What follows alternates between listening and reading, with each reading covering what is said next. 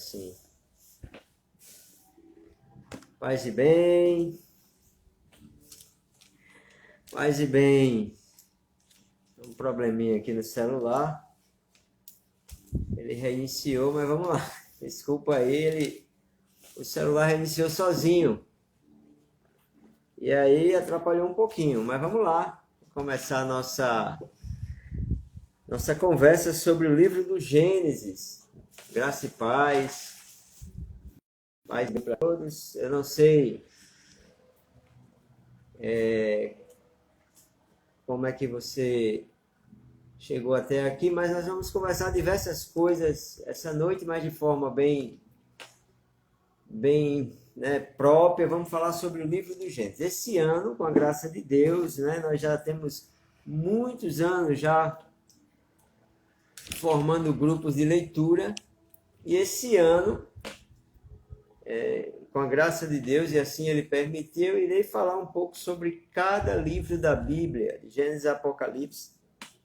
Deus me conceda essa graça, São 73 livros, E 46 do Antigo Testamento, 27 do Novo. Então nós iremos aí ter todo esse trabalho, mas um excelente trabalho para todos nós, para aprendermos, aqueles que têm desejo. Então boa noite a todos, boa noite a minha irmã, tem tantas pessoas queridas, muitos que estão também já nos grupos de leitura da Bíblia. Hoje tem algumas dicas para dar a você também, que está no grupo. Você que não entrou e tiver interesse em entrar e ler pela primeira vez a Bíblia toda, ainda dá tempo, não é? Então vamos entregar esse momento nas mãos de Deus, para que aí nós possamos fazer a nossa partilha sobre o panorama do livro do Gênesis. Esse é o nosso trabalho de hoje, tá? E isso você vai concluir sim. Com a graça de Deus, Regiane, tá? Em nome do Pai, do Filho e do Espírito Santo. Amém. A cruz sagrada seja a minha luz, não seja o dragão meu guia. Retira-te, Satanás, nunca me aconselhe coisas vãs. É mal que tu me ofereces, bebe tu mesmo dos teus próprios venenos. São Miguel Arcanjo, defendei-nos no combate, sede nosso refúgio contra as maldades e as ciladas do demônio. Ordena-lhe Deus, instantemente o pedimos, e vós, príncipe da milícia celeste, pela virtude divina, precipitai no inferno a Satanás e a todos os espíritos malignos que andam pelo mundo para perder as almas. Vinde, Espírito Santo, enchei os corações dos vossos fiéis e acendei neles o fogo do vosso amor. Enviai, Senhor, o vosso Espírito, e tudo será criado, e renovareis a face da terra. Ó Deus, que instruíste os corações dos vossos fiéis com a luz do Espírito Santo, fazei que apreciemos retamente todas as coisas segundo o mesmo Espírito, e gozemos sempre de suas consolações por Cristo Senhor nosso. Amém. E agora também recorremos à Virgem Maria, para que esse momento de partilha possa servir para a nossa santificação, para a maior glória de Deus, para a santificação da igreja, a santificação das nossas almas e das nossas famílias. Rezemos juntos essa Ave Maria com muita fé, pedindo a Deus, pelas mãos de Maria, da Virgem Maria, que possamos, com muita fidelidade e graça, termos o desejo diário de mergulharmos, nos alimentarmos da palavra de Deus. Ave Maria, cheia de graça, o Senhor é convosco. Bendita sois vós entre as mulheres, bendito é o fruto do vosso ventre, Jesus. Santa Maria, Mãe de Deus, rogai por nós, pecadores, agora e na hora de nossa morte. Amém. Em nome do Pai, do Filho e do Espírito Santo. Amém. Glória a Deus. Que bom. Então, um abraço fraterno em todos vocês. Esses que estão entrando aí, tanta gente boa, tanta gente de Deus, Graças a Deus, na sexta-feira à noite, vocês estão aí bem desejosos, E falando assim, particularmente para os que começaram a leitura da Bíblia, mais um ano nós estamos promovendo diversos grupos para alcançarmos esta meta, que é a leitura da Bíblia toda, de Gênesis a Apocalipse, né? Todos os dias, naquela leitura, porque o objetivo desse grupo é realmente ler a palavra de Deus.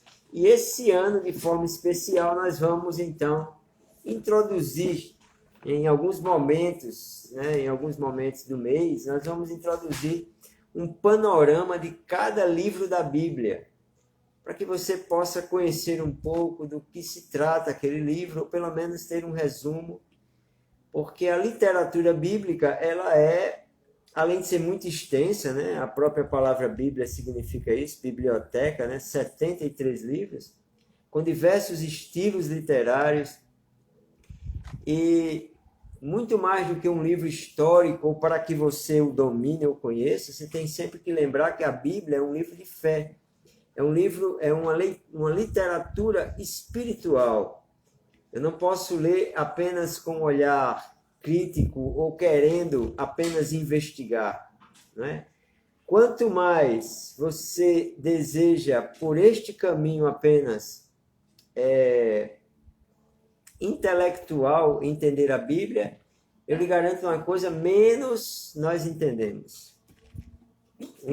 Um passo fundamental para que você mergulhe na palavra de Deus é você ter a simplicidade, a humildade, né? E aprender a inclinar-se diante de um livro sagrado, onde é a própria boca de Deus falando para nós. Isso é fundamental.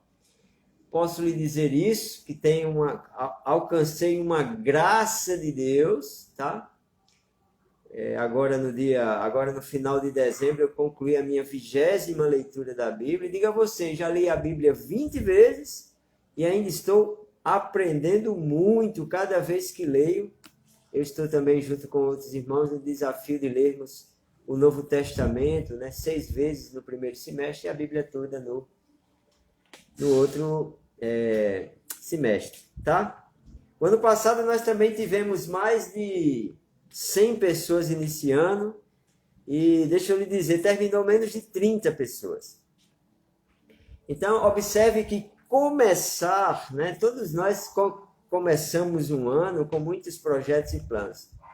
A graça é concluir isso, perseverar até o final, tá? É uma coisa que você tem que pedir. Por isso que um dos objetivos dessa leitura é ensinar você a ter um hábito, a ter uma disciplina, a ter uma perseverança. É muito importante nós lembrarmos que na carta de São Paulo aos Colossenses, no capítulo 3, no versículo 16, diz que a palavra de Deus precisa habitar em nós com toda a sua riqueza.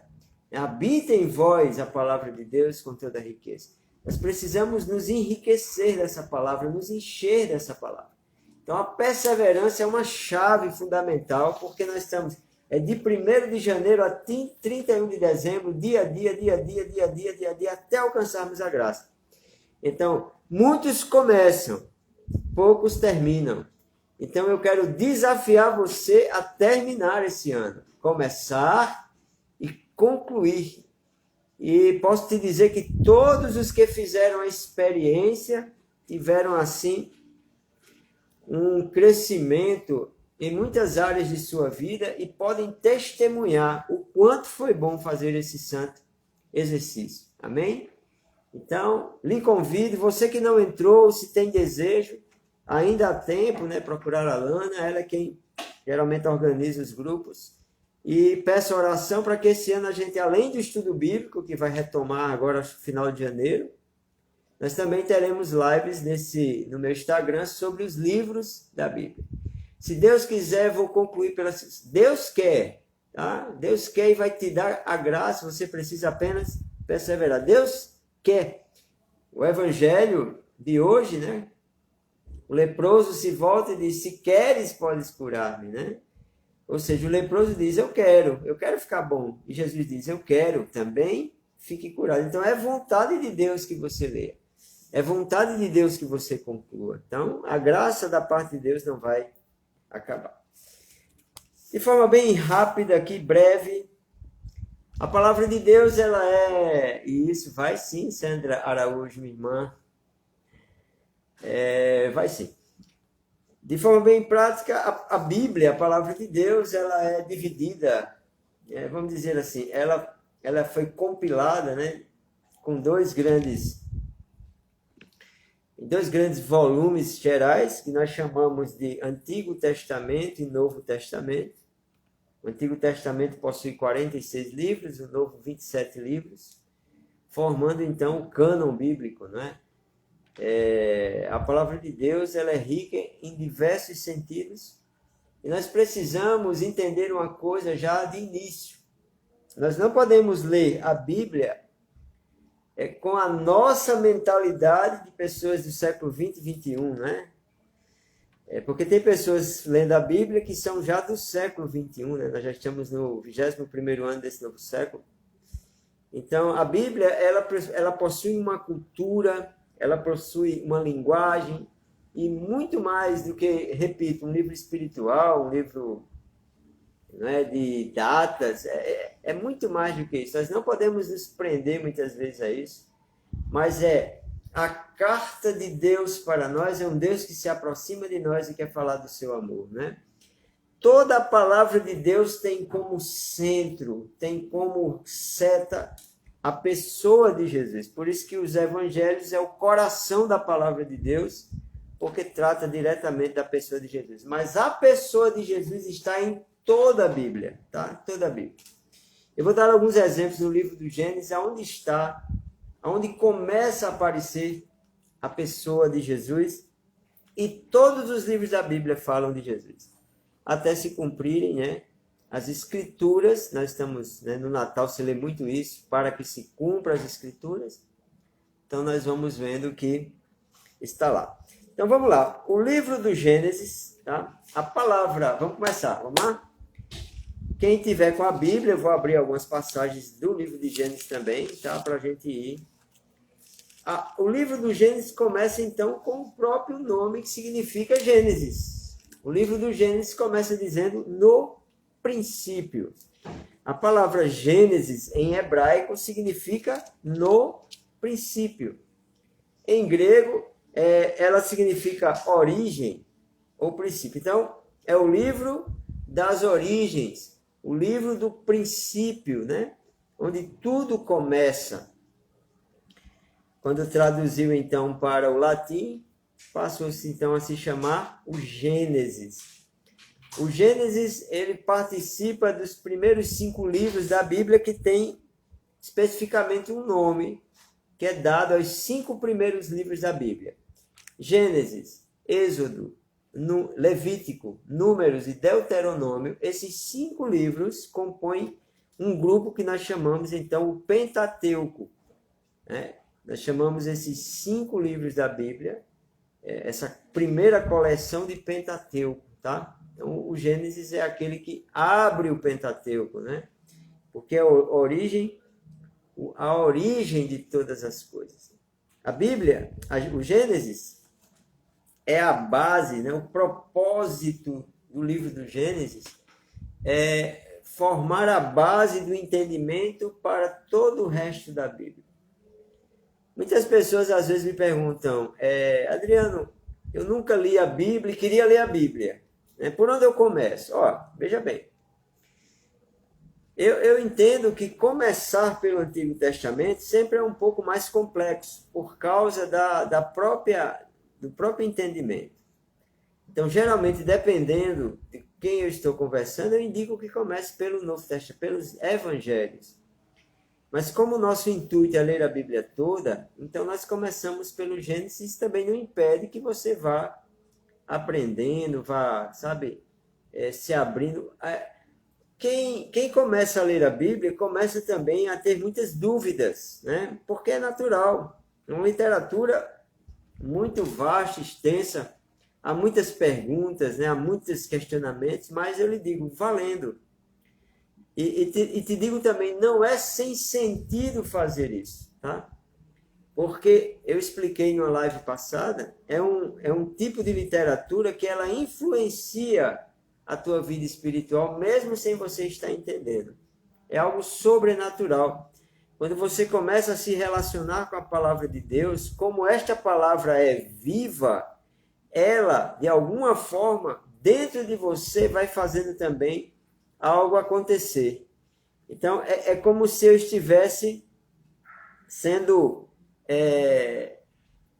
tocado espiritualmente por esta palavra. É bem verdade que é muito importante a gente ir ao longo do tempo compreendendo. Mas lhe digo, olha, eu estudo a palavra de Deus há muitos anos. E há muita coisa que eu estou aprendendo, que eu estudo, que eu leio, que eu compro livros, que eu pesquiso na internet. Não só eu, mas vários, né, homens e homens de Deus que ainda estão aprendendo, porque a nossa vida, isso nunca vai se encerrar aqui na Terra, porque há muitos mistérios que eles só bastam, ou na verdade eu preciso apenas abraçar e acolher o mistério, porque ele só vai ser definitivamente revelado no céu. Há muitas coisas que eu e você jamais iremos compreender aqui nessa terra, mas só quando o véu se rasgar e no céu estivermos diante do nosso Senhor para sempre. Então, o Gênesis é a base de tudo, é a base do conceito, de quem é Deus, né? O Criador, aquele que é o princípio, aquele que é o eterno, na verdade, né? Que gera todas as coisas pela sua palavra e no poder do Espírito Santo. É quando começa, então, nós já ali no primeiro capítulo, a entendermos já de forma muito velada a Santíssima Trindade, quando no versículo 26 do capítulo 1 ele diz: façamos o homem a nossa imagem e semelhança, dizendo então o que é o homem, que o homem não é um animal racional, né? Isso é uma ideia mais os estudos sociológicos, né? Para o mundo, o homem é também um animal. Para nós que cremos, o homem é a coroa, a glória, a coroa de toda a criação, é o único ser em que Deus disse: façamos o homem a nossa imagem e semelhança. É o único ser criado que pode ter relacionamento com Deus, porque possui uma alma espiritual. Então, é a partir do Gênesis que nós vamos começar a ver tudo isso. Quem é Deus, quem é o homem, e como ele se relaciona, o que é o pecado, como começou o pecado, e também nós podemos ver que a salvação ele também já começa em Gênesis. Existe um versículo, se você tiver com a sua Bíblia, pode abrir, Gênesis 3,15. Quem gosta de anotar, quem gosta de marcar na Bíblia, você pode colocar aí do lado, esse versículo se chama proto-evangelho, tá? Proto, vamos dizer assim, nós usamos então o protótipo, né? É como se a primeira ideia, o primeiro esboço daquilo que eu quero mostrar. Então, esse versículo ele é o proto. Quando o homem cai, em que Deus conversa com o homem, pergunta à mulher, e a mulher acusa a serpente, Deus se volta para a serpente, né? Dirige então a condenação para a serpente, e no versículo 15 ele diz: porém, ódio, inimizade entre ti e a mulher, entre a tua descendência e a dela. Esta te ferirá a cabeça e tu lhe ferirá o calcanhar. Então, já dizendo que haverá uma guerra entre a mulher, né? A mulher e a sua descendência, né? E você vai ferir o calcanhar dela e ela vai pisar, a descendência, né? Também a Virgem Maria. Por isso que algumas imagens, como a imagem de Nossa Senhora das Graças, aparece a Virgem Maria pisando a cabeça da serpente, né? Jesus é da descendência, então é essa que vem pelo ventre da Virgem Maria destruir definitivamente a obra do mal, a obra de Satanás, nos trazendo a salvação. O homem cai, mas ao cair Deus já promete então o resgate do homem, a salvação do homem. E aí, daí para frente, a Bíblia começa, então, a contar a história da salvação. Então, o livro do Gênesis é a base para tudo isso. Quem é Deus, quem é o homem, o pecado, a salvação, a criação. Então, tudo começa daí. Tá? Isso é muito importante a gente entender. O livro do Gênesis, ele é dividido em duas partes, praticamente, vamos dizer assim, né? Do capítulo 1 ao capítulo 11, vai falar sobre a criação e a primeira aliança que Deus faz com Noé, né? Ao dilúvio, e Deus faz uma aliança com Noé. Está travado, acredito. Estão me escutando bem? Então, é lá onde nós temos a primeira aliança, o homem cai, depois nós temos ali, isso, legal. Nós temos, isso, legal, beleza, vamos lá. Então, nós temos, depois do pecado do homem, a primeira morte, né? A realidade da morte na Bíblia. Caim mata Abel por inveja, depois o nascimento de Sem, e aí vai seguindo, depois até o nascimento de Noé. Noé era um homem justo e bom com sua família, mas a humanidade era má, e coloca, né? Porque às vezes, deixa eu lhe dizer uma coisa, tá? Legal. Deixa eu lhe dizer uma coisa, às vezes, o homem, o escritor bíblico, curiosidade, como é que se chama o escritor bíblico? O escritor bíblico, ele tem um nome chamado agiógrafo, tá? São os agiógrafos, foram os homens que, inspirados por Deus, escreveram a palavra de Deus. Então, às vezes, esses homens, eles não, para expressar um sentimento de Deus, é algo muito complicado. Então, há muitas expressões que só existem na realidade humana, onde nós também damos a Deus, né? Deus se arrependeu, Deus chorou, Deus se irou. Às vezes são expressões em determinados contextos da literatura bíblica que você está tratando de um ser que é divino, ser que é uno, trino, onipotente, onisciente, né?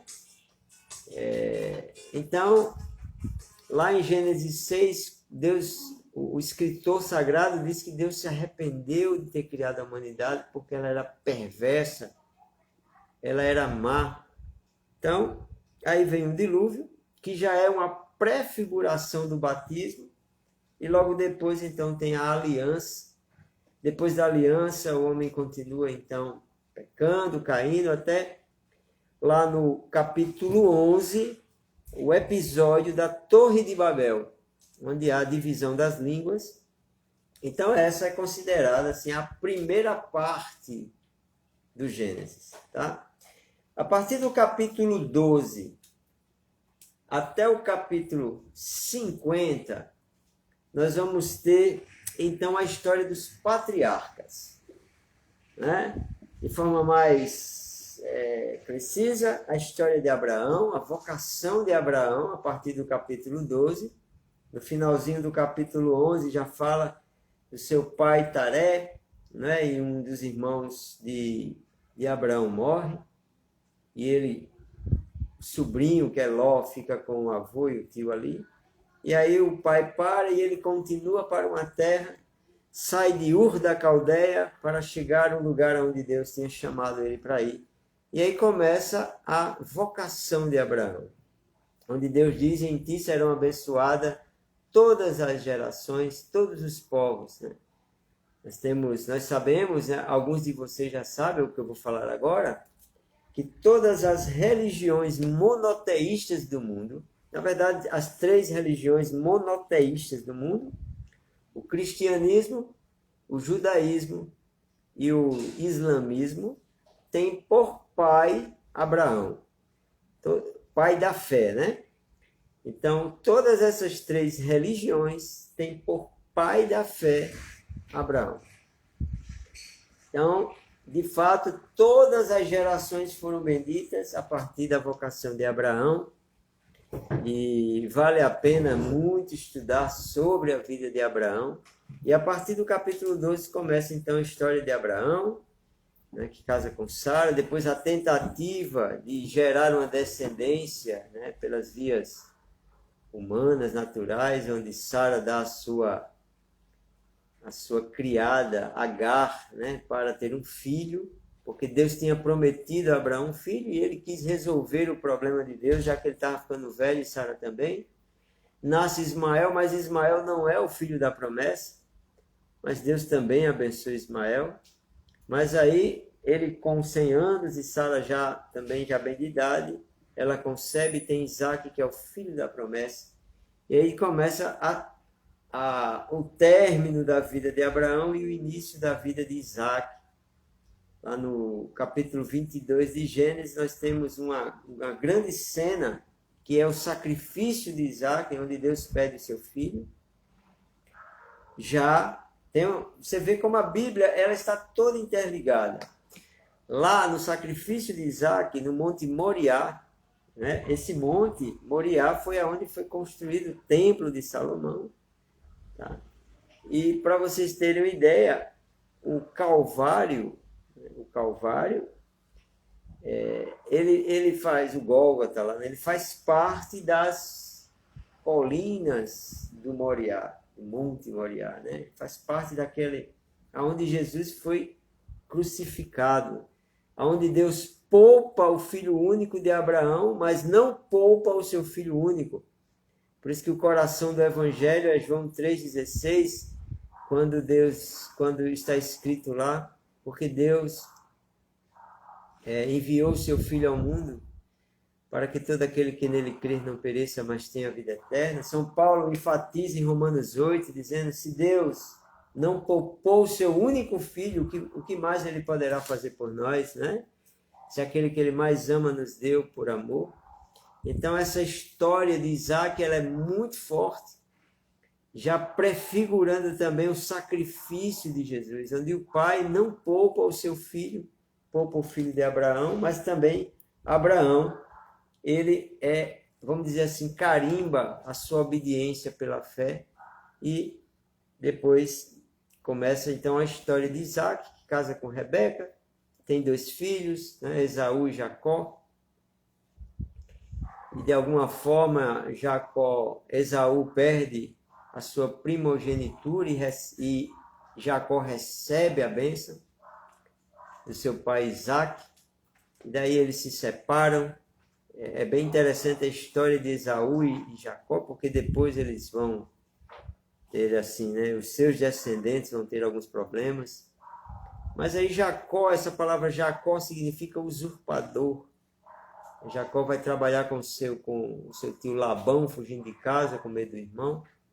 E começa a história, então, de Jacó, que seria o terceiro patriarca, né? Abraão, Isaac, Jacó. E Jacó trabalha por vários anos para seu tio Labão, onde ele trabalha para conquistar Raquel, né? Que é o amor da vida dele, só que o pai dá primeiro Lia e depois dá Raquel para ele. E daí ele tem 12 filhos, né? Tem alguns de Lia, só 2 de Raquel e também das criadas, né? Bala e a outra agora não lembro bem o nome, a criada de Lia. Então ele tem 12 filhos, de Raquel ele tem José e tem também Benjamim. Então desses 12 filhos nasce 29 anos. Eu não sei o que Tássio quer dizer, 29 é o que, Tássio?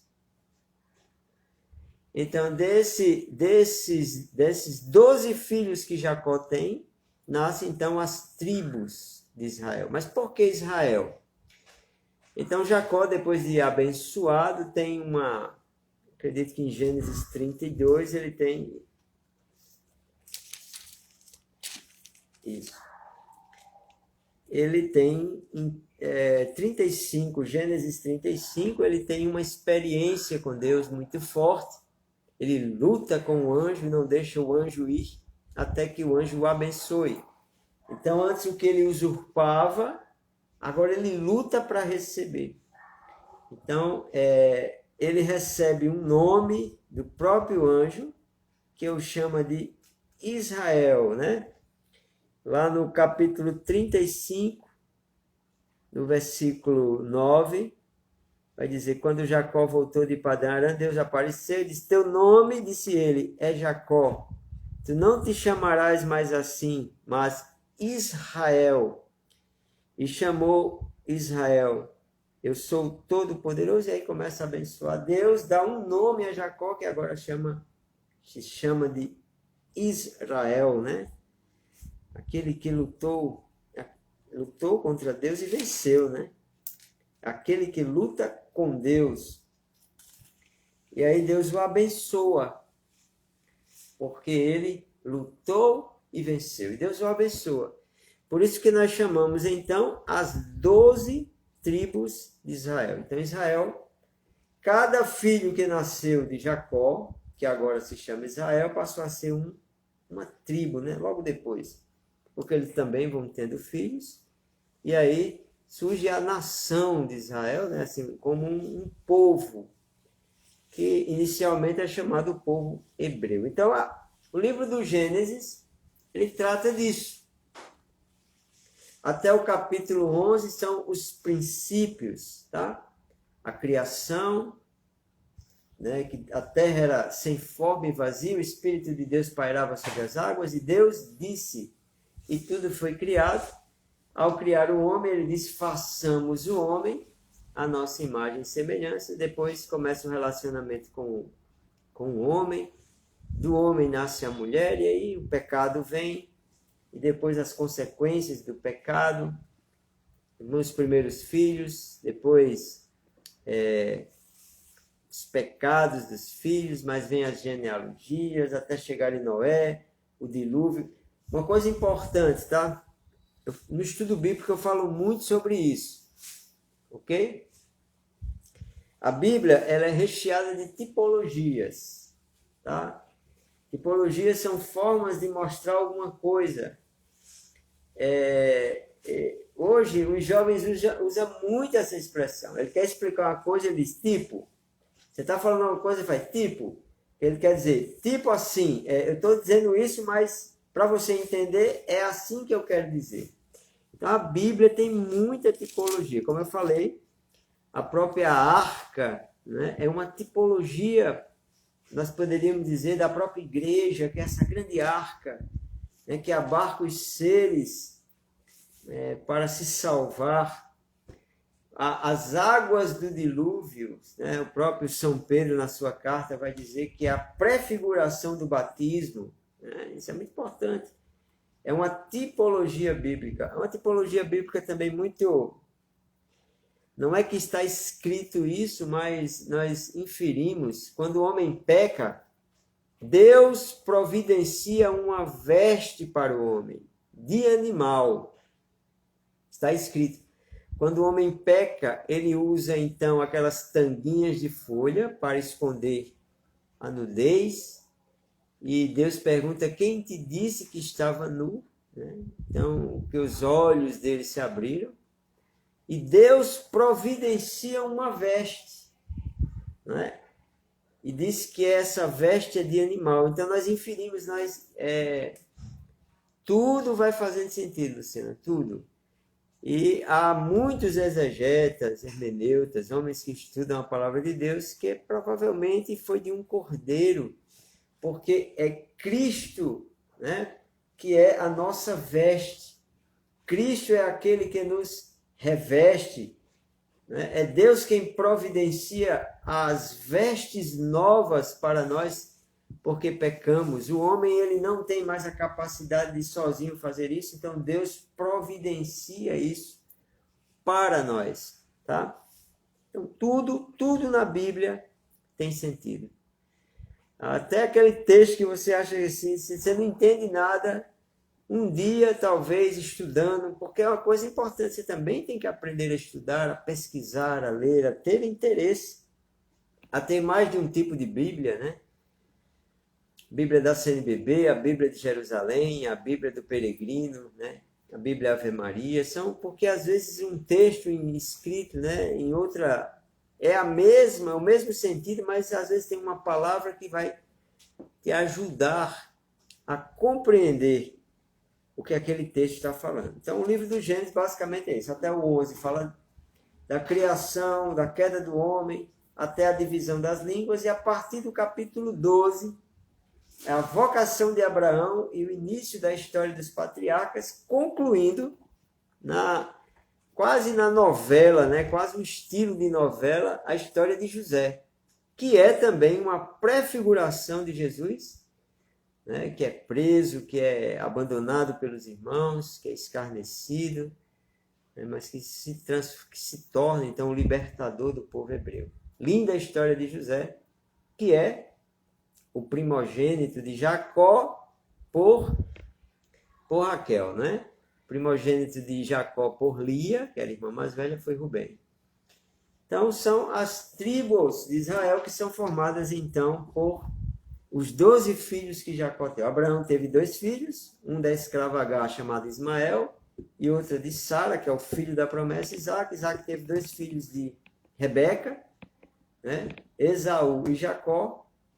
E aí é muito interessante porque Ismael e Isaac, né, eles não são unidos. Depois, porque o próprio Sara exige que os filhos não se criassem juntos, e aí ocasiona a separação dos Esaú e Jacó não são unidos. E aí vem as tribos, os 12 também. José, eles têm muito ciúme de José, até ao ponto de vender José e dizer que ele estava morto ao pai. Mas aí José quebra essa maldição entre os irmãos, dessas primeiras linhagens, quando perdoa os seus irmãos lá no Egito. Então a história de José é uma história fantástica. É assim que acaba o livro do Gênesis, ele dizendo, já velho, depois de enterrar seu pai, dizendo que Deus vai visitar o nosso povo e vai nos levar para o lugar onde ele prometeu, né? Então eu não quero que vocês me deixem aqui, mas me levem, porque eu também quero estar com vocês. E de fato Moisés, quando nós formos falar do panorama do livro do Êxodo, nós vamos ver que Moisés então leva os ossos de José com ele para a terra prometida.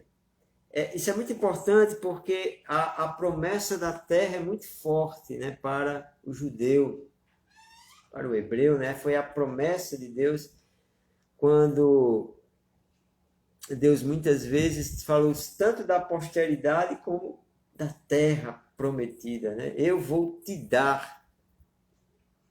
Quando então há um momento da separação de Abraão e Ló, Ló escolhe o lado mais fértil, mas também mais pecaminoso, né? Ló foi morar em Sodoma, né? Perto de Gomorra.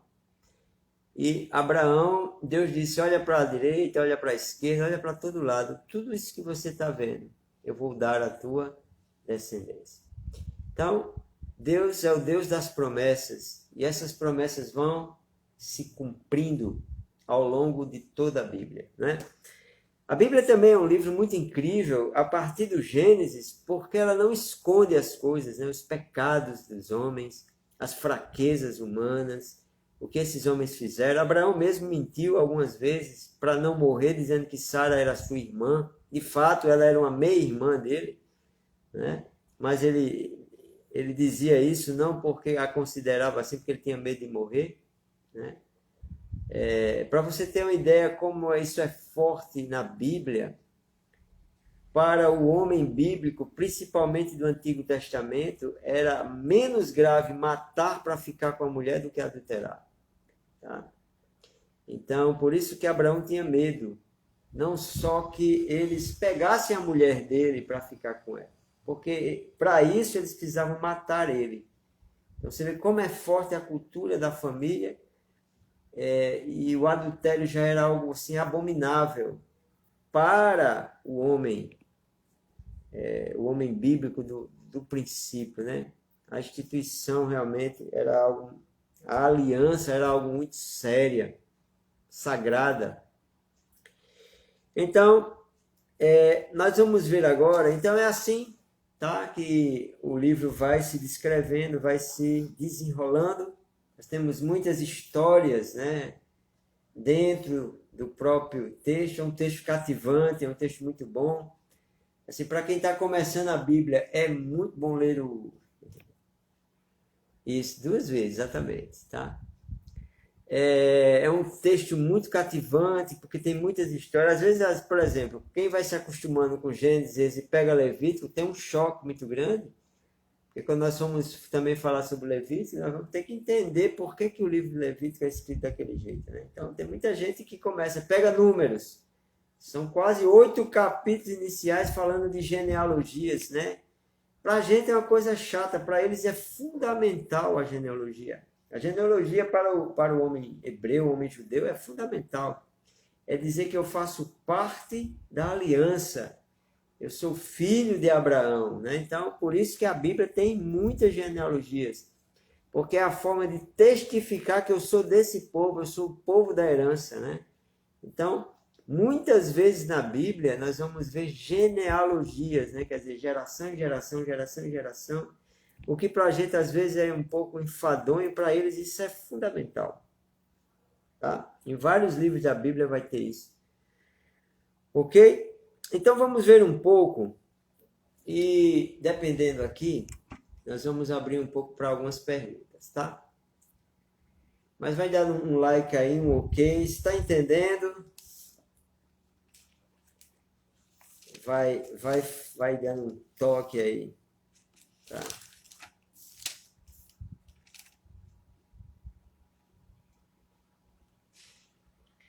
Amém. Isso, legal, legal. Que coisa boa.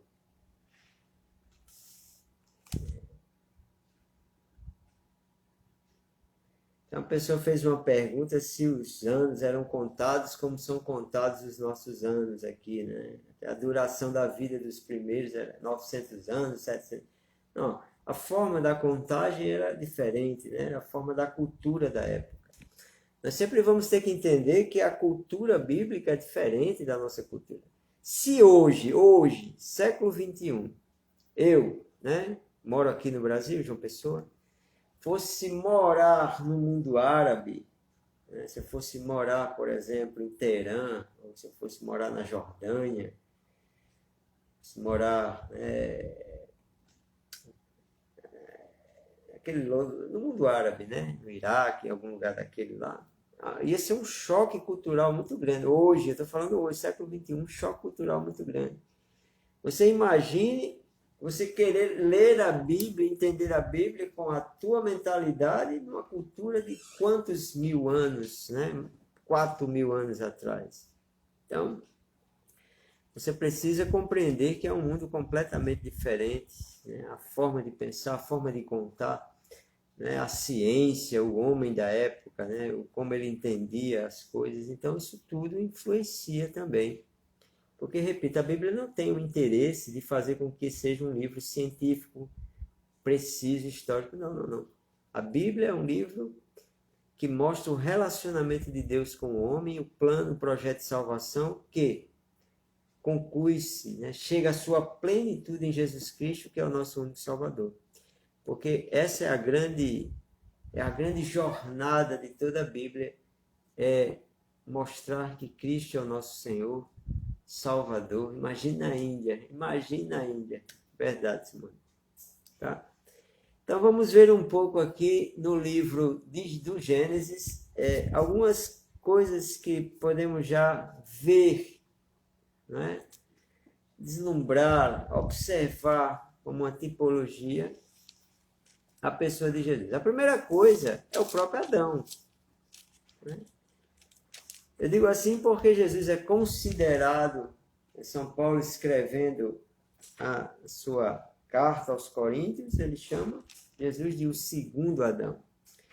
Na verdade, a humanidade possui duas cabeças de raça, né? Isso é um pouco teologia, assim, mas Adão, que gera os filhos, né, a sua imagem e semelhança, e peca. Por isso que todo gênero humano nasce com um pecado chamado pecado original.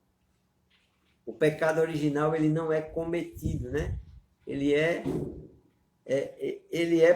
porque justamente eu sou humano, né? Vem no meu Gênesis, né? Então não é um pecado que eu cometi, é um pecado que eu herdei dos meus primeiros pais. Tá? Então isso São Paulo descreve perfeitamente no livro da Carta aos Romanos. Tá? E nós temos um outro Adão, um novo, segundo Adão, que inicia então o novo, né, o novo povo, a nova raça, que para ser inserido nesta raça não nasce mais da carne nem do sangue, mas do Espírito pelo batismo. Então Jesus é aquele que inicia uma nova raça, um novo, quando eu falo assim, é um novo povo agora, né? O povo redimido, o povo salvo, o povo santo. Não há salvação sem o batismo, porque para ser gerado novamente, né? Eu tenho que ser gerado nesse novo Adão, e eu sou gerado no novo Adão pelo meu batismo. Por isso que a igreja é a noiva de Cristo, né? Onde ele é o noivo e a igreja é a noiva. E esse relacionamento, né, gera os novos, o novo povo, o povo de Deus. Então, o próprio Adão já é uma prefiguração do próprio Jesus, porque Adão nasce sem pecado, né? Uma santidade e justiça original. O Catecismo fala muito bem sobre isso. É muito bom você ler e aprender sobre isso também. Como Deus sonhou o homem, né? Como Deus pensou em nós, porque Jesus também é imaculado, Adão era imaculado também. O Padre Paulo Ricardo, uma vez falando, ele pediu para as pessoas que estavam escutando dizer assim, ó, vamos esse cenário. Ele diz assim, uma virgem, um anjo, né? Uma virgem, um anjo, uma conversa, e ele pergunta assim, de quem eu estou falando? Aí todo mundo diz assim, de Maria. Ele diz, não, estou falando de Eva, porque Eva era imaculada também, e o anjo também se aproxima dela.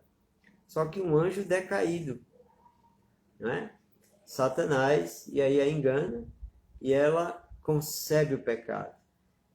Santo Irineu de Leão, né, um dos primeiros padres da igreja, vai dizer que o nó que Eva fez pela desobediência é desfeito pela obediência de Maria. A mesma cena, um anjo, uma mulher, só que uma diz não ao projeto de Deus e a outra diz sim ao projeto de Deus, né?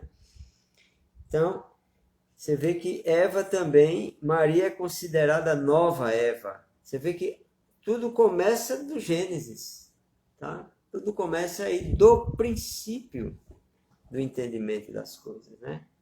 A própria árvore da vida, depois a cruz, o madeiro da cruz vai ser chamado então a árvore da vida, porque lá tem o fruto que traz a salvação, que é Jesus Cristo, pregado na cruz. Então, gente, é muito... A palavra de Deus é linda, a palavra de Deus ela é belíssima e ela é coerente. Quando a gente diz assim que não entende, o que muitas vezes...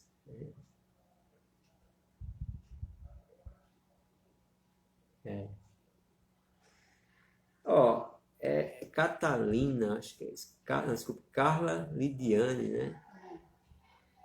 A bênção de Abraão, como explica a bênção a Abraão, sua vida de prosperidade hoje? Olha, o problema, na verdade, é que a palavra prosperidade hoje, ela tem uma conotação de poder aquisitivo. Né? Abraão foi um homem de posse, sim.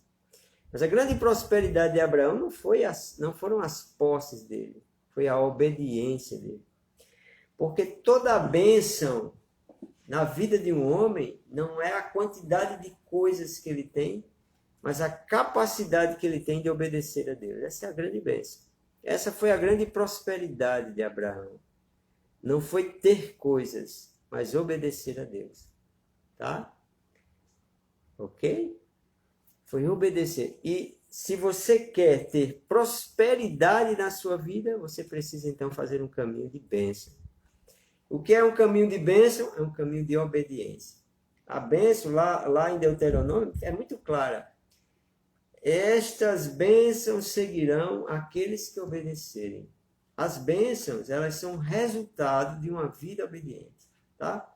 Assim como muitas vezes males e desgraças, elas são resultados de uma vida de desobediência, tá? A pessoa que é desobediente, ela traz sobre si muitas consequências graves, né? Assim como uma vida.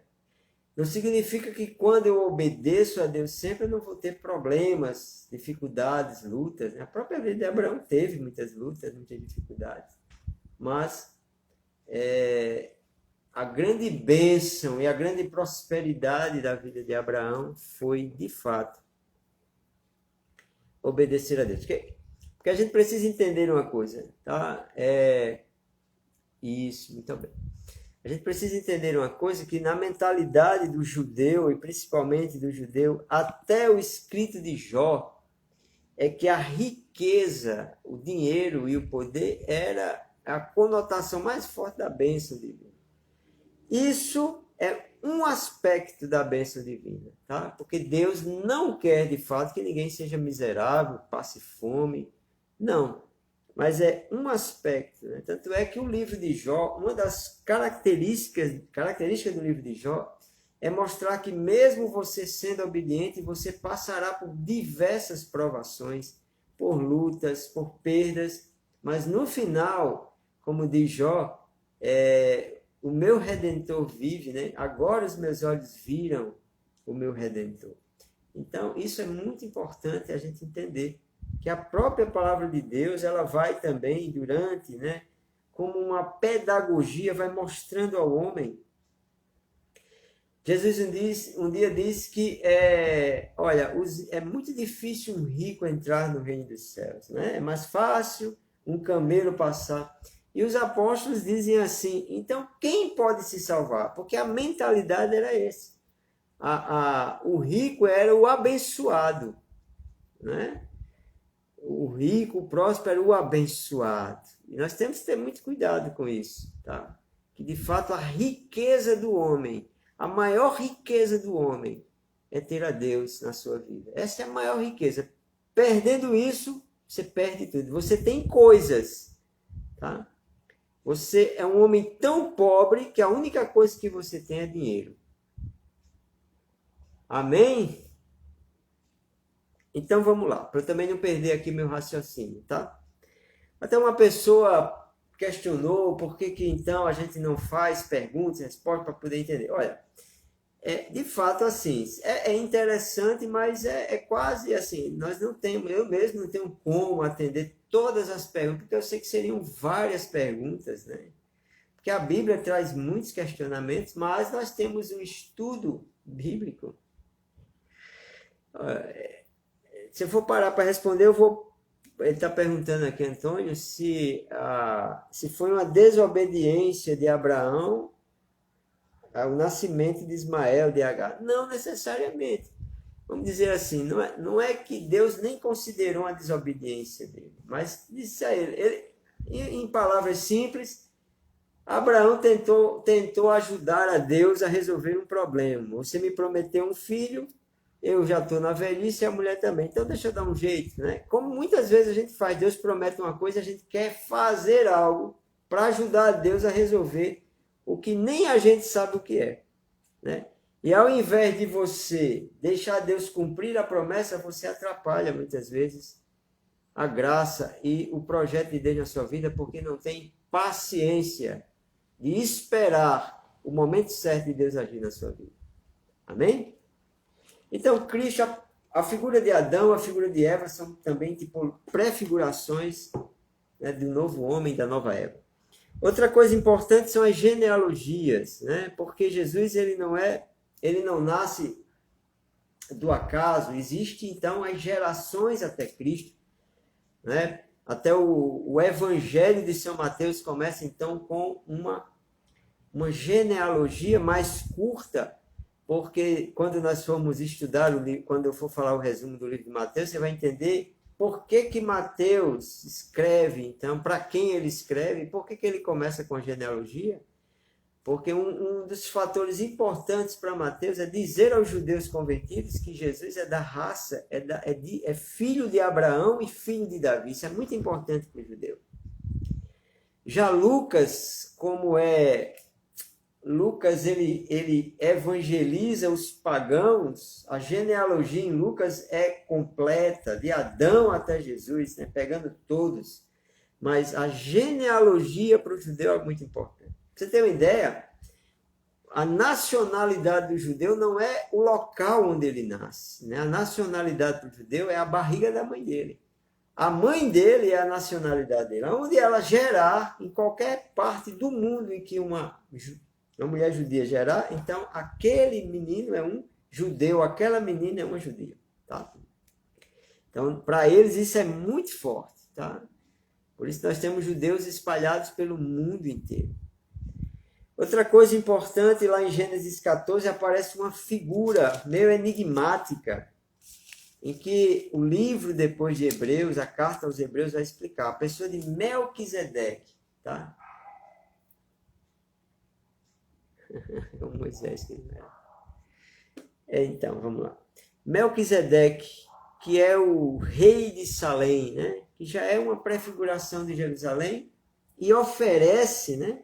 Ele diz aqui que ele abençoa Abraão, né? E mandou trazer pão e vinho. Né? E faz, então, uma bênção sobre essas ofertas. Tá? Uma bênção sobre essas ofertas.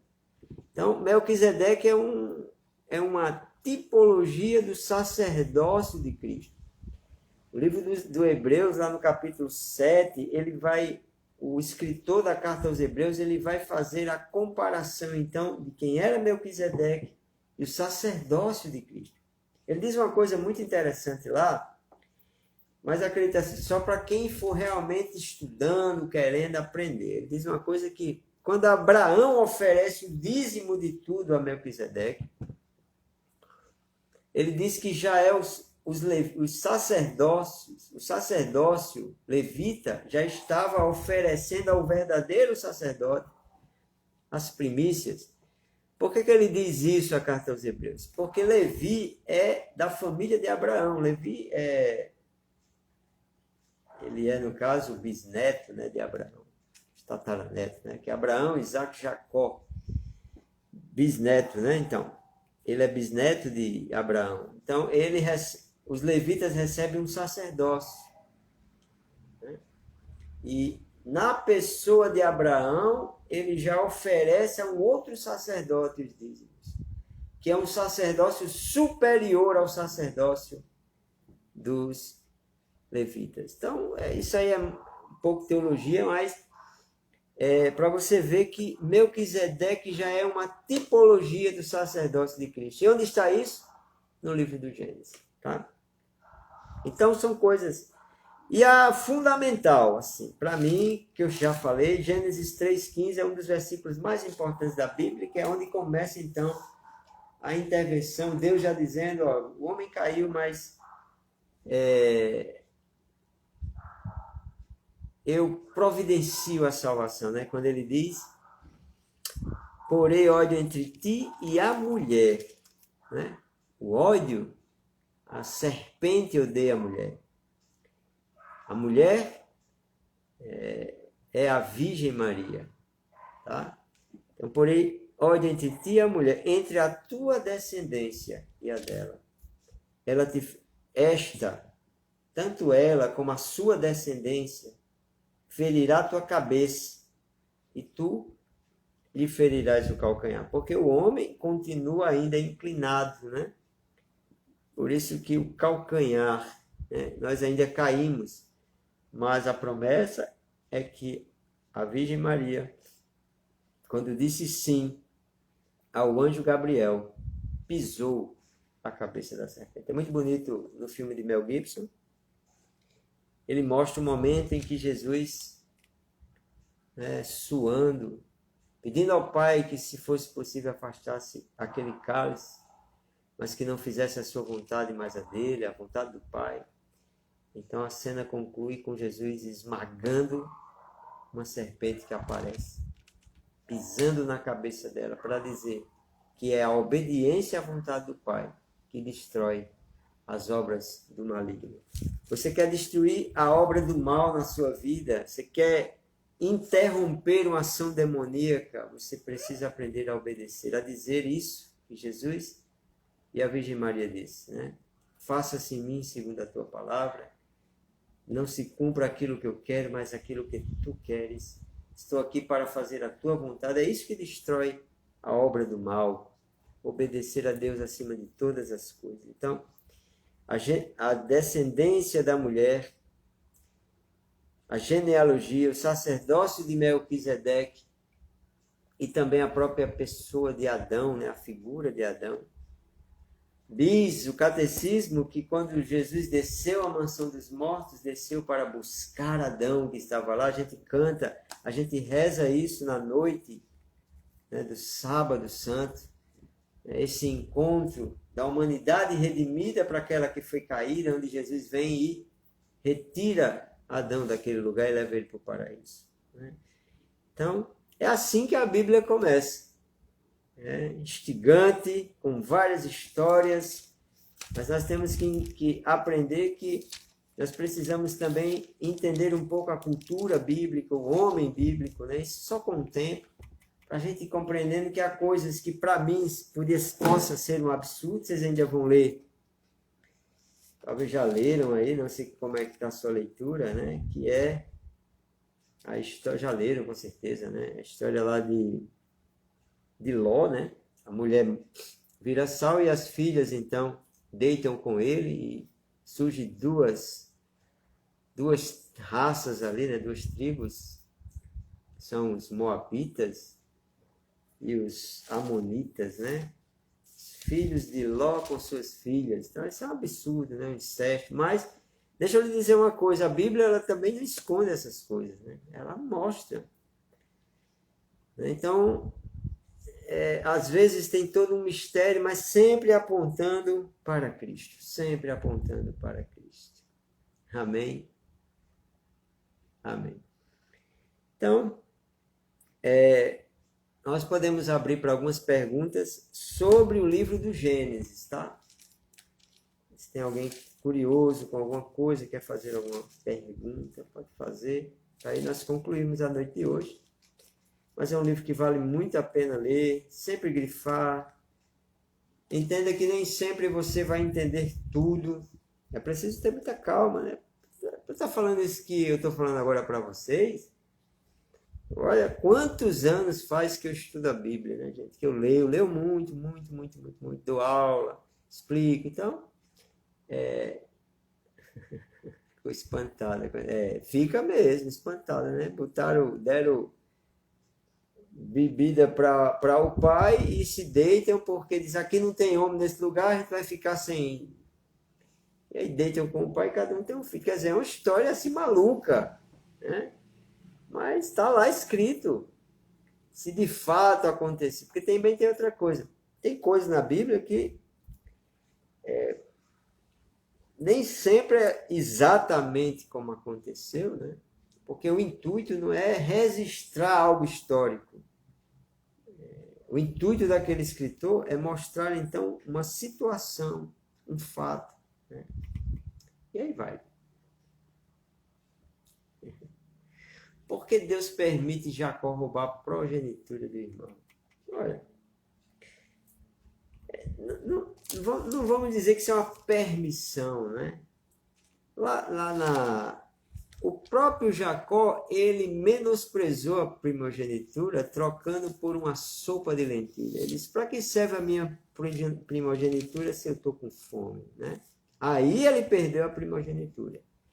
A cena em que Rebeca ajuda ele a receber, ali é a bênção do pai. Mas a primogenitura, Jacó, ele vendeu por um prato de lentilhas, né? E até existia, quando no nascimento, existia uma palavra. Diz que o mais velho iria servir ao mais novo. Né? Quando Rebeca está grávida, e há uma luta dentro dela das duas crianças, né? E aí quando vai dizendo que ela diz, esse que trazia 2 gêmeos do seu ventre, o céu primeiro era vermelho, e aí ele vai dizendo, né? Aqui, ó, no Gênesis 25, quando diz assim, que Rebeca foi consultar o Senhor sobre os filhos. Ela era estéril, e aí eles lutavam já dentro do ventre. Na verdade, Esaú, ele menosprezou ser primogênito, né? Tá, muita coisa, tá vendo aí? Ó? Eu ainda estou falando de um, já estão fazendo assim outras perguntas, mas eu vou olhar aqui para a Bíblia. E Deus respondeu a ela, tens 2 nações no teu ventre, 2 povos se dividirão ao sair de tuas entranhas. Um povo vencerá o outro, e o mais velho servirá ao mais novo. Já existia uma profecia que Jacó seria mais forte que Esaú, né? De fato. Então, Jacó, ele simplesmente menosprezou. Não é que Deus, por que Deus... Olha, uma vez, eu vou falar isso aqui, a pessoa está até aqui, mas porque cabe muito. Deixa eu dizer uma coisa para você. Uma vez uma mãe me perguntou, por que Deus permite que um homem bêbado atropele alguém, mate? Por que Deus, né? Isso, já havia uma profecia. E aí o desenrolar das coisas vão acontecendo, né? Os muçulmanos, eles são... na verdade, os muçulmanos, eles têm a origem em Ismael, tá? Em Ismael, tá certo? Que é filho de Abraão. Então é que eles são filhos de Abraão também. Todos os muçulmanos, né? Do Islã. Isso, tá? Isso, tá. Então, deixa eu dizer isso aqui a vocês, tá? Eu não sei se eu vou conseguir responder as perguntas todas. Que horas aí? 9h14. Que a gente já vai concluir, tá bom? Então, essa mãe me diz... Eu disse, olha, eu conheço, então, um pouco a história dela. Você ama seu filho? Ama. Amo muito meu filho. E me diga uma coisa, você gosta que ele bebe? Ele bebe? Não gosto. Você já disse a ele? Disse. E por que ele não para? Não, porque ele quer beber. Mas você queria que ele parasse? Quer. Mas por que ele não para? Por que ele não lhe obedece? Não, porque ele já é adulto, ele faz o que quer da vida dele. Ele disse, pronto. Deus, lá na carta a Timóteo, tem uma coisa muito... Deus quer a salvação de todos. Mas todos se salvam? Não. Mas então... Por quê? Por que então que Deus permite isso? Olha, Deus deu ao homem a liberdade. A maior prova que Deus nos ama é porque Ele nos fez livres. A maior característica do amor é a liberdade. Sem liberdade não há amor. Verdadeiro amor. Tá? Ok? Sem liberdade não há verdadeiro amor. Quando alguém é casado, estou aqui dando socorro, vamos fazer 28 anos mesmo. 28 anos de casado. Quando nós vamos casar, a primeira pergunta que é feita aos noivos é de livre e espontânea vontade, né? Estão aqui para contrair o matrimônio, né? Eu nem gosto dessa palavra, contrair o matrimônio, é só uma doença. Mas é de livre e espontânea. A primeira pergunta, você está livre aqui? Tem alguma coisa lhe pressionando? Você tem que dizer que está livre. Sim, sim. Pronto. A partir daí, comece então a desenrolar o sacramento. Porque sem liberdade não pode ter um sim verdadeiro, um amor verdadeiro. Sem a liberdade, tá? A verdadeira liberdade. Porque a verdadeira liberdade nos conduz para o bem, tá? Então, Deus nos quer, né, caminhando para o bem. Então, nós temos que aprender a bem usar a liberdade, né? São Paulo até na carta aos Gálatas é bem claro, né? Não abuseis da vossa liberdade, né? Deixando-se levar pelas coisas desse mundo. E ele vai lá em Gálatas 5, ele vai falando sobre isso. Ok, gente? Tá bom? Então, isso é muito importante. Mas por que Deus permitiu? Por que Deus permitiu? Olha,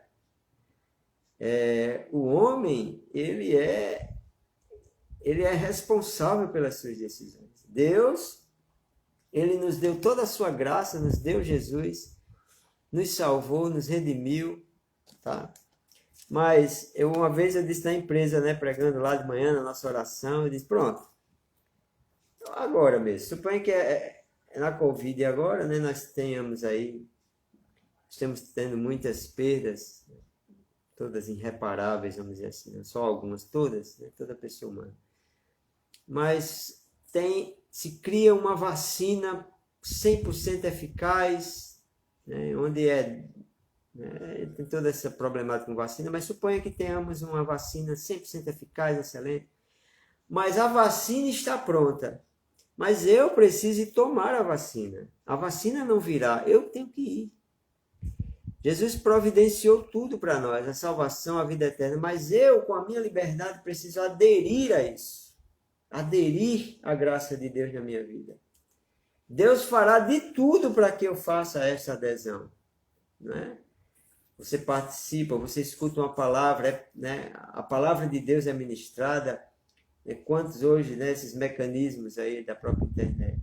Mas quem tem que aderir ao projeto de salvação é o homem. E é vontade de Deus que eu, você, toda a nossa casa se salve. Para isso nós temos que rezar, para isso nós temos que pedir a Deus. Ok?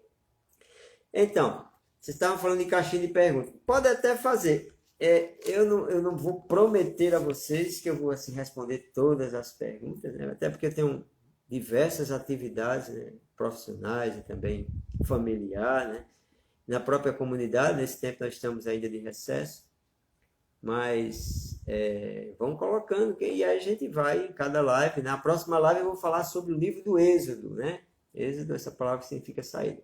Espero ter ajudado essa noite, mostrado um pouco um panorama do livro do Gênesis. Se você, então, não pegou alguma parte, vai ficar gravado aí, tá? Acho que é aqui, então, fizeram perguntas aqui, não sei. Eu deixasse o caixinha de pergunta, né? Mas depois, né? Os gigantes, né? A cultura bíblica, né? Eram gigantes mesmo, né? Como é que eles entendem isso, né? Por exemplo, é como se anjos, né, tivessem relações. Então, tudo isso é meio enigmático. Mas o importante é isso. É você perseverar. Você que está lendo a Bíblia, persevere. Mesmo sem entender, continue. Se enriqueça dessa palavra. Ela, de alguma forma, ela vai agir na sua vida, tá? E aí, há coisas que a gente entende e há coisas que a gente não entende. Tem coisas que eu jamais vou saber responder a você, tá? Há pessoas também muito mais capacitadas do que eu que podem ajudar também. Mas há coisas que ninguém sabe, são mistérios divinos, né? Olha, eu posso te dizer isso de certeza, né? Há especulações, mas não há certeza naquilo que vai dizer. Então, gente, importante é que a palavra de Deus é um livro de fé. Fé.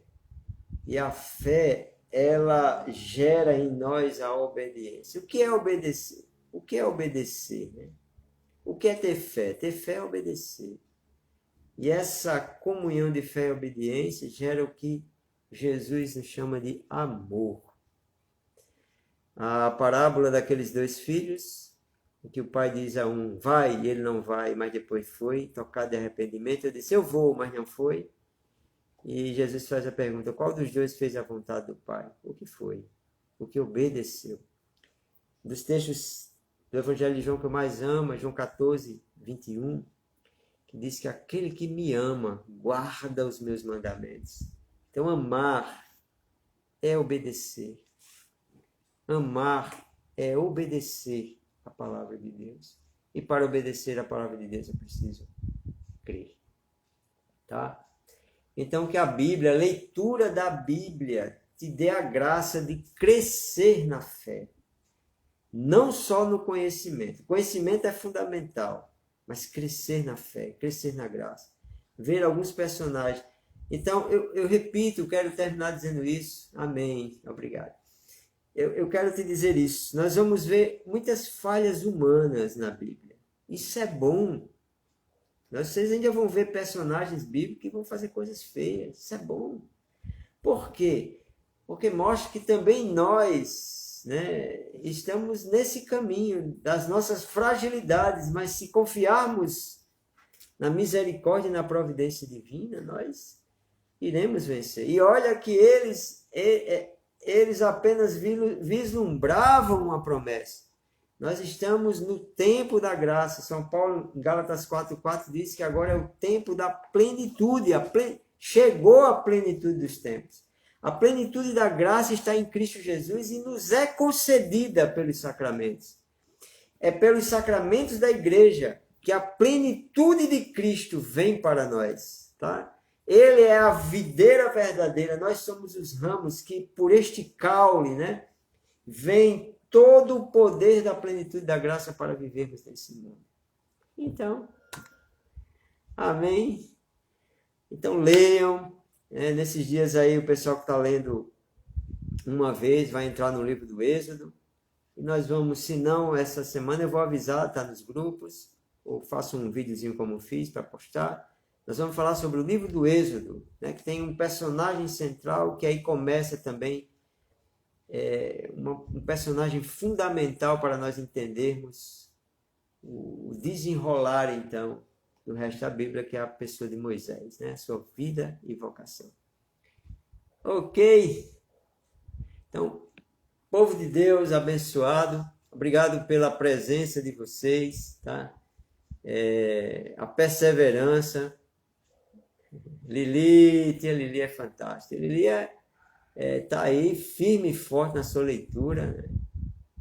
Já vai aí em várias, né, leituras também, tem tido muita perseverança. Parece João Felipe também, é muita gente aí, né? João Felipe, estou muito feliz, Júnior também, meu irmão, está lendo, né? Que coisa boa. É isso, né? E terminar como disse, muitos começam, poucos terminam, mas esse ano eu desafio a você, muitos começam, muitos terminam, né? Vamos aumentar esse percentual dos que chegarão em dezembro, dizendo louvado seja Deus, porque cheguei até aqui. Isso é uma grande, toda a família levantou. Muita gente ainda que eu não conheço também, né, que estão entrando. Logo mais nós iremos retomar nas sextas-feiras o estudo bíblico, que não é pelo meu Instagram, mas pelo canal de YouTube da Comunidade das Mães de Deus. E lá nós estamos falando, né? Estamos estudando o Sermão da Montanha, já estamos no capítulo 7, mas pouco a pouco, né, também está disponibilizado no canal todos os estudos bíblicos do ano passado, é só entrar lá, se inscrever e assistir, tá? Vai dar certo esse ano, já deu. Já deu.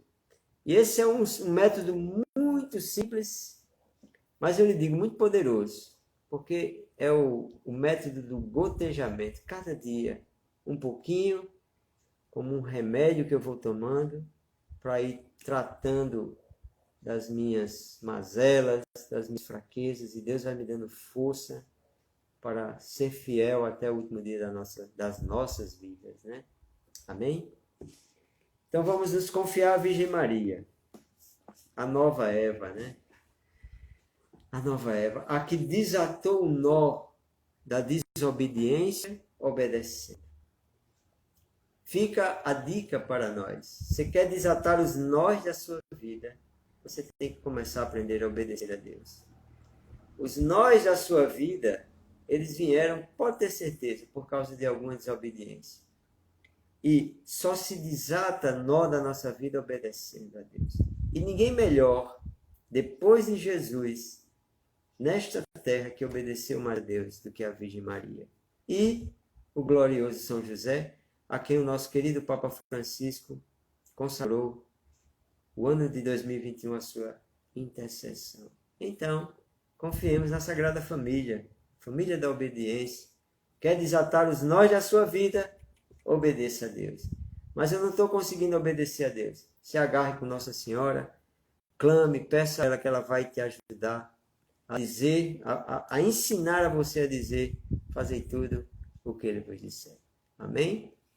Ó minha Senhora, ó minha Mãe, eu me ofereço toda a vós, e em prova da minha devoção para convosco, eu vos consagro nesta noite para sempre os meus olhos, os meus ouvidos, a minha boca, o meu coração, inteiramente todo o meu ser. Porque assim sou vosso incomparável, Mãe. Guardai-me, defendei-me, como coisa e propriedade vossa, assim seja. Amém. Um abraço, Deus abençoe e até a próxima, né? Nosso próximo encontro para falar sobre o livro do Êxodo. Boa leitura e vamos lá, pedir ao Espírito de Deus a graça de perseverarmos cada dia. Em nome do Pai, do Filho e do Espírito Santo. Amém.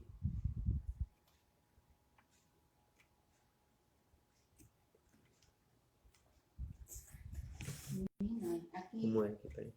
fala no seu computador.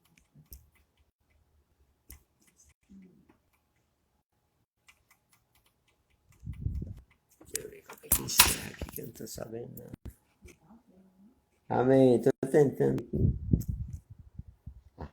Encerrar.